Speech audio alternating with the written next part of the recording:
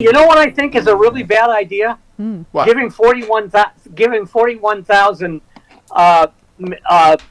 minutes of security videotape to Tucker Carlson. Yeah. I think that's really a terrible idea. You think so? Huh? Why is that? That is the most amazing piece of political and governmental malpractice I think I've ever heard of. Well, this brings us to every time we have. There's a can he do that? Isn't that our footage? Doesn't that belong to the people? I hope somebody with more than a law and order law degree is researching that question now. Yeah. But they already have it apparently. They've been looking at it for a week. Tucker Carlson's producers have been combing through it. I'm sure, doing a hack job on it as we speak to make it look like a peaceful tourist visit. I don't know what I think is worse: the fact that they're going to craft a completely bull roar narrative out of January 6th, or the fact that they now have a roadmap in case anybody wants to do this again. Yeah. They know where all the security cameras are. Yes. That's what I mean. Jamie Raskin said that yesterday. Rick Wilson. Actually, give me 12. Jamie Raskin, just real quick.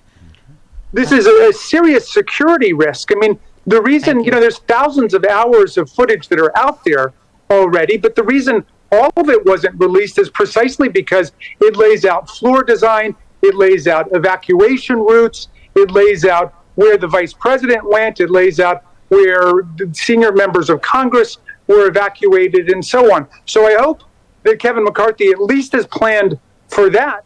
Yeah. No, of course not. Yeah, of course not. They asked, you know what? They asked for it, he delivered, because he's their puppy dog. Yeah. That's what happened. Yeah. But I would have to think, I don't know, Charlie, you're the journalist here. Isn't there a Freedom of Information Act, something that this can be released to other networks, to the public? Well, that's the thing. I mean, you keep... Tucker keeps saying that he doesn't understand why all this stuff wasn't released to the public. Well, it isn't released to the public now. Right. Yeah. It's released to him. Yeah. Yeah. No, it is extraordinary. We've frozen. You're frozen, but we can hear you, Charlie. We can hear you. We can hear you. We can hear you. All right. So, by the way. Yes, we can hear you. Can you hear us, Charlie? You can't hear us, I don't think. Can you hear us, Charlie? Oh, there we go. All right. Yay. So we were just... I certainly can. We were just playing Rudy Giuliani. You wrote about the grand jury report from Georgia, offers some tasty breadcrumbs in the Trump Georgia case. Do you think he's one of the people that would be charged with perjury? I think he might. To be honest with you, I think he might be as high as it goes, and that would be disappointing. But yeah, I think he's going to be the name that the name villain in that particular prosecution, at least for the moment, because he sounds guilty as hell. And by the way, he sounds like he's at death's door. He does. Yeah. And by the way, he also called the Secretary of the Treasury Janet Yeltsin. I heard that too. I'm like, did she marry Boris Yeltsin? Confusing her with the former president of the Russian Federation. I thought I heard that too. Charlie, you wrote a piece, and this is the other thing I was saying. About 8 gallons of vodka short on that one. Yeah.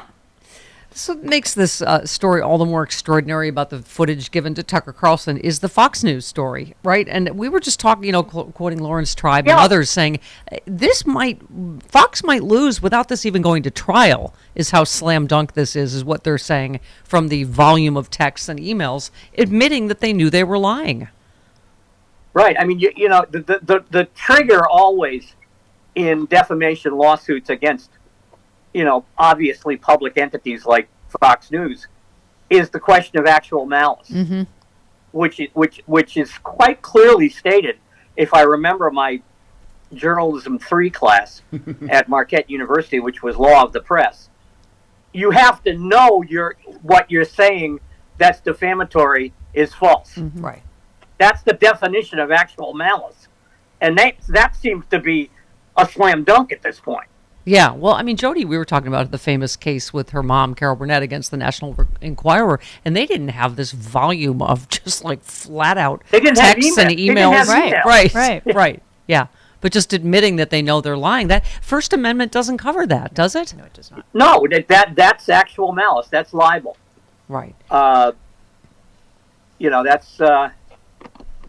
Yeah. That's the high bar that was set in the Sullivan Sullivan decision. Yeah.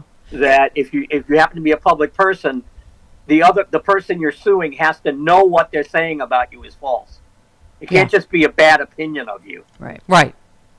And these people knew what they were putting out to the country was false. And they knew what they were saying about Dominion was false, which is the most important question. Chris and Travis are taking notes right now, I notice.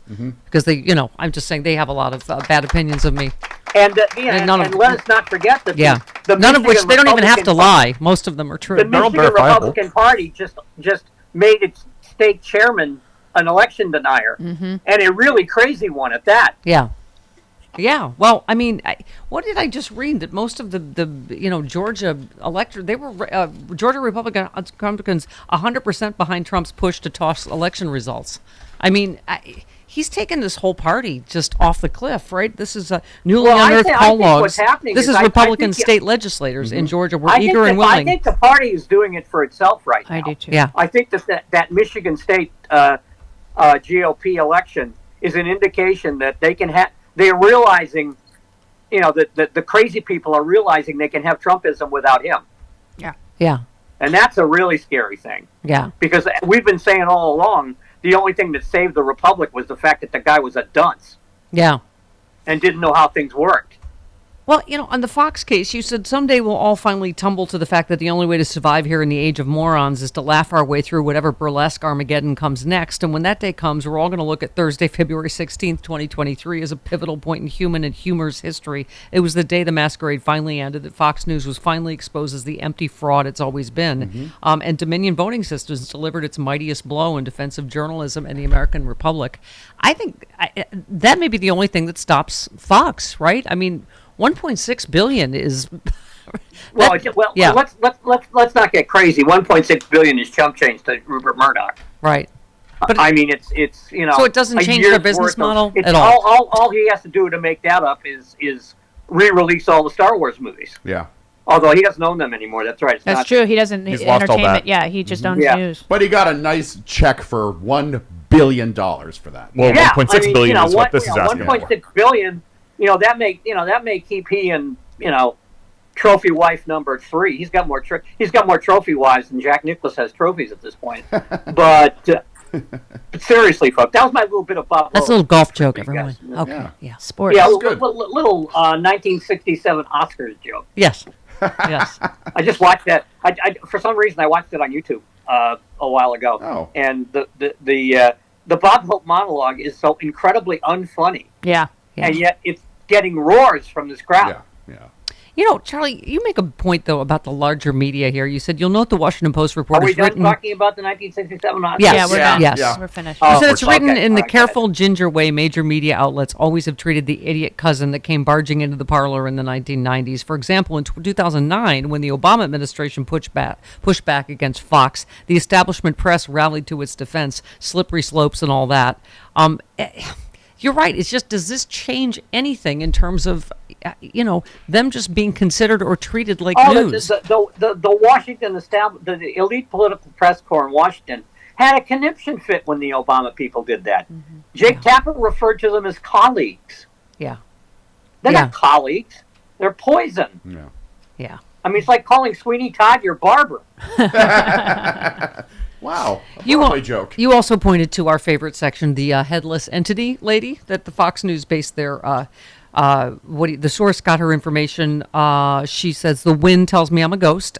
Being able to that I can time travel in a semi-conscious state. That was our personal favorite part of the story as well. Well, that's the woman that the new Michigan chairperson got her information from. Okay. Oh, good. Is the time traveling woman who talks to aliens and has no head. Even Maria Bartiromo said this was nuts and Sidney Powell's nuts and put her on anyway. Right. I mean, that seems one of the most slam dunks part of the case, right? Yeah, I'm very disappointed in Maria Bartiromo because she had her own song by the Ramones, and that should be enough for one career, You should not dishonor the fact that you had a song written about you by the Ramones. Exactly. Yeah. Can I just say I hadn't even heard of this person. You said you wrote a piece, George Santos isn't the only congressional rookie with a slippery backstory. Andy Ogles of Tennessee. Yeah. Hello, come on down. Hello. You said he claimed to have a law enforcement background, right. And it turned out he was like a volunteer deputy sheriff in, Bugtussle or someplace. Also said he's an economist. That he lost that gig because he didn't finish his training. Right. He said several times he was an economist. Okay. So it's same thing, right? Just all of his education, all that stuff. The trained police officer, right? The volunteer reserve deputy. I mean, this is Donald Trump's party fully now. How do you not finish your training to being a volunteer deputy? All you're required to do is go left, right in the middle of a traffic circle for 6 hours a day. Yes. Okay. And finally, can I just... this party item, Senator Batboy, as you like to call Rick Scott. Mr. Scott said the agenda he issued last February as chairman of the Republican Senate campaign arm was never intended to propose any cuts in the popular retirement programs, although he did not include any carve-out for either in his plan. As recently as this week, he defended the idea that all federal spending must be reconsidered in order to tackle the debt. The senator's retreat was the latest evidence that Republicans who have long called for revisions to Medicare and Social Security to help rein in the nation's soaring debt have fully backed off from such proposals. They're just a party entirely of cowards and weasels. Yeah, I mean that was actually a big win for Mitch McConnell, right? Mm-hmm. Who kicked Rick Scott's jewels up through the roof of his mouth on that one. Yeah. I'm not going through this fight again. No, I've gone through this fight 6 times, and I know we're never going to win. So why are you doing this to us again? Yeah. Can I have to ask a serious question because I love this part of the end of your Fox piece. You just you said Fox has proven unworthy of support from any media outlet with any self-respect or devotion to its ultimate responsibility to help create an informed electorate capable of governing itself. It is a carrier of dangerous democratic pathogen. Isolate it, quarantine its lying ass, cast it out of even the impolite society of a free and independent media. Do you think we'll do that? How do we do that? Is this Dominion? If Dominion wins, first of all, Democratic politicians can stop going on. Yeah. That's number one. Yeah. Right. Number two, you can lobby, your cable companies. Yeah. You can certainly lobby. I mean, they've already lobbied to take it off Armed Forces Radio. Yeah. Lobby to get it out of the damn airports. Yeah. Yeah. Lobby to get it out. To get it out of any major media conglomerate that controls access can get rid of it if it wants to. Yeah. If it can be made, and it can be made to. Yeah. Yeah, I mean it's absolutely, and it's gone. I mean it's gone completely too far now. I mean this is active sabotage. Yeah. This is willful vandalism. I know people talked about Jack Smith, Merrick Garland looking into. I mean, how are they not absolutely part of the incitement of violence on January 6th as well? Do you think that would be a possibility? No, I don't think. I think Jack Smith is interested in the actual people who committed the crimes. I think he knows that trying to accuse a news organization, quote unquote, of sedition that's a long road that he doesn't want to go down. Yeah. So Laura Ingraham in Orange is the New Black. Bigger and one would think more easier fish to fry than that. You can tell that's my new dream. Laura Ingraham in prison, in a women's prison, is my new dream. That's my soap. Hold it. I'm conjuring up the vision. Oh, God. Wow. Hey, all. Glenn Kirshner here. I hope you'll join me on my new audio podcast, Justice Matters. I'll be using my 30 years as a federal prosecutor and Army JAG to unpack, break down, and explain the legal issues of the day, particularly where the legal intersects with the political. Please look for Justice Matters with Glenn Kirshner wherever you generally get your podcasts.